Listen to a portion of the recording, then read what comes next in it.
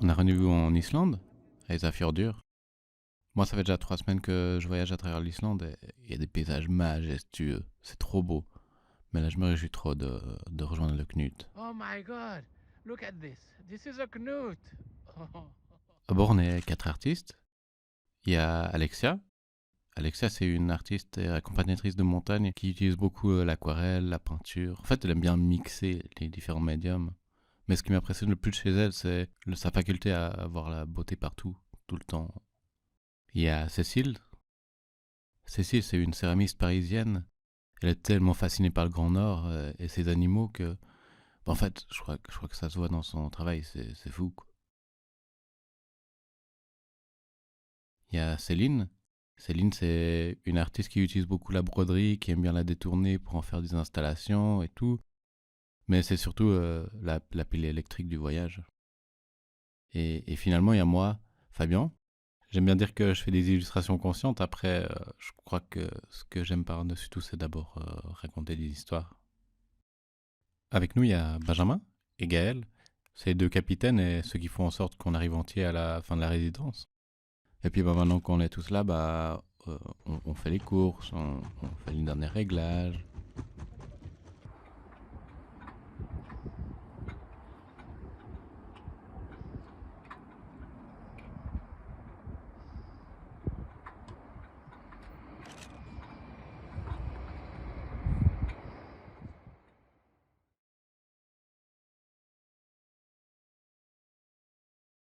Une fois qu'on est prêt, on check la météo, le vent, la houle, la carte des glaces.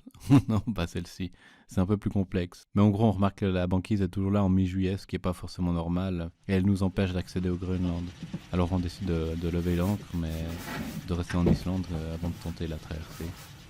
Et j'avoue que j'attendais plus que ça, qu'on bouge.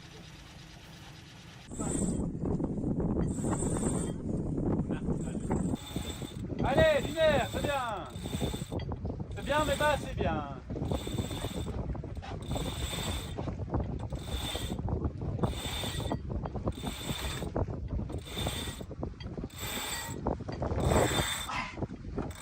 Stop. Ok.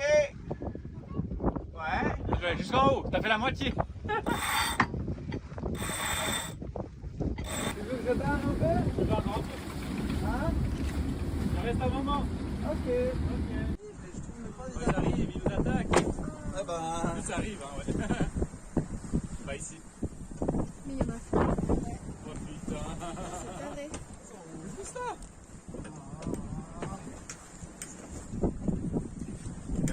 Ah oui, là, ouais, il nous attaque. Attention. Faut pas se tenir à faire, non? Durant ces jours, on profite de marcher, on apprend à vivre ensemble, on apprend à vivre sur l'eau aussi. On dessine, on observe la nature.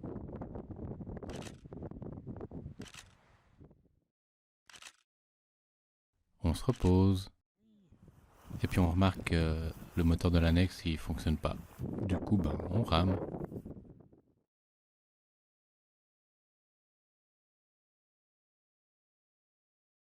Aujourd'hui, c'est le grand départ. On a consulté la carte des glaces ce matin et il y a une ouverture qui s'est créée. Du coup, on est parti et je suis un peu excité, j'avoue. Un petit peu tendu quand même aussi.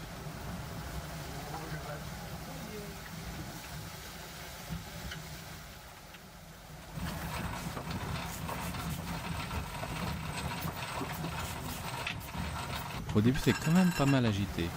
En plus, on se prend dans un filet errant. Bon, je vous rassure, plus de peur que de mal. Et au fur et à mesure qu'on avance, le soleil revient, ça se calme. On avance gentiment.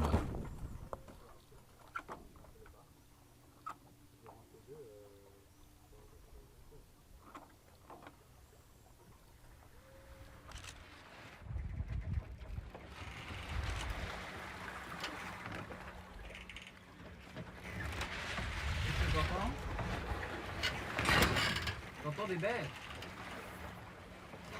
Des dauphins? On voit nous le premier iceberg, le deuxième, et finalement on aperçoit le Groenland au loin. Ça fait une petite sensation quand même.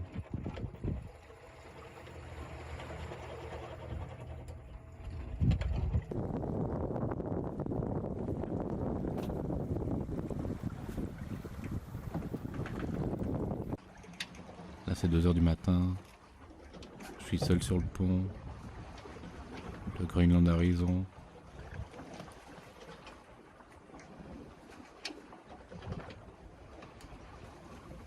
Derrière moi, en plus, il y a la lune qui se lève. Et au bout d'un moment, je fatigue quand même, mon quart il se termine. Et puis, je vais me coucher sur Rennes. À peine 3 heures plus tard, j'entends un gros BAM suivi d'un oh merde. Alors tu vois, moi, je me lève, j'ai encore les yeux collés, je monte sur le pont. Et là, c'est waouh. Mais je prends une claque, quoi.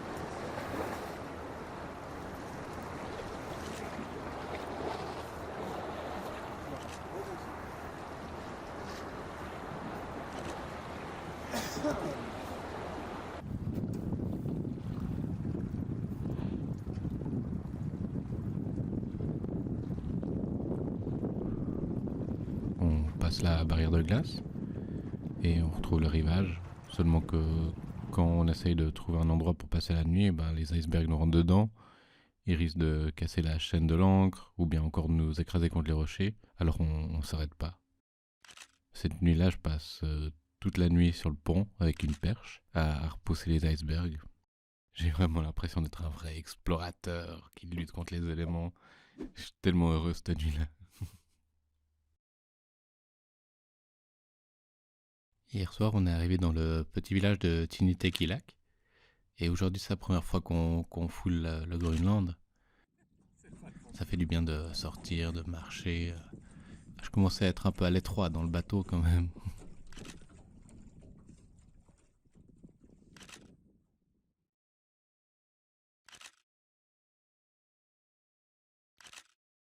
Derrière ces maisons très colorées, ben, c'est quand même assez sale.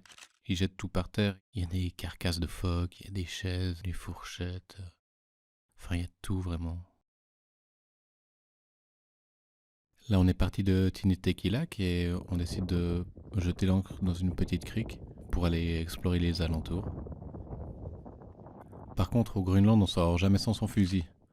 Il y a l'ours blanc qui rôde et il faut rester vigilant, faire attention. Et c'est assez bizarre comme sensation.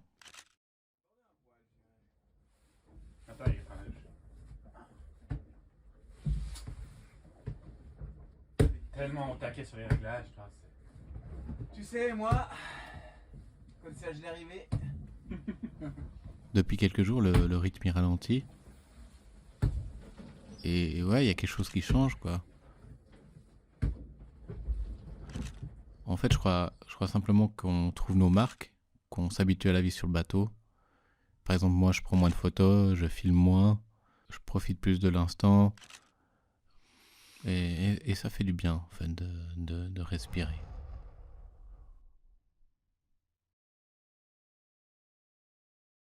Je vois pas où on va aller. Faut faire à gauche tout alors, vas-y. Ouais. Soit à gauche tout, soit à droite tout. À gauche, vas-y. Tu dis tourne moins à gauche qu'à droite.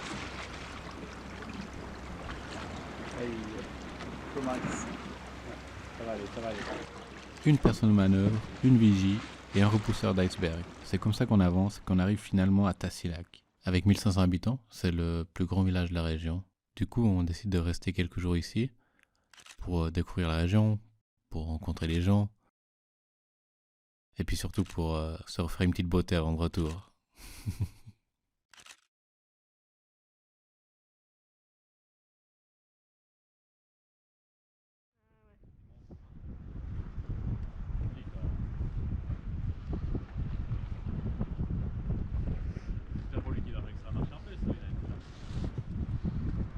Ça y est, on rentre.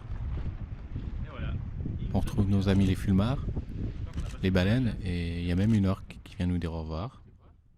Et puis rapidement, il y a le brouillard et plus de vent. Du coup, on n'avance pas et on ne voit pas à 50 mètres. Alors autant vous dire, 2 jours comme ça, c'est long.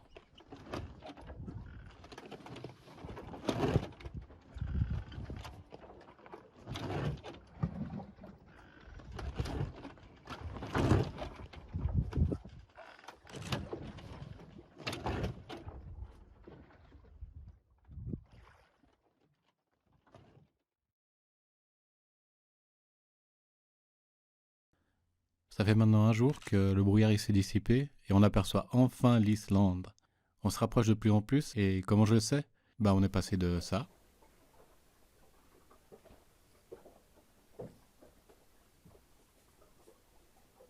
à ça.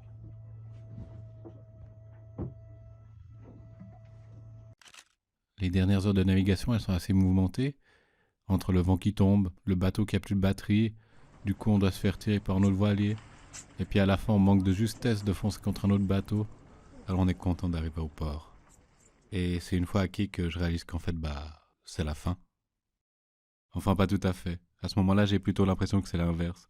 Que ce voyage il m'a donné une force nouvelle, qu'il a ravivé quelque chose en moi. Je sens que ça brûle dans la poitrine et ça faisait longtemps que je l'avais plus ressenti. Alors bien sûr ça me tiraille de quitter ces personnes et ce bateau, mais je les quitte avec le sourire. Parce qu'au final je sais que c'est pas une fin en soi. C'est plutôt le début de quelque chose d'autre, quelque chose de nouveau.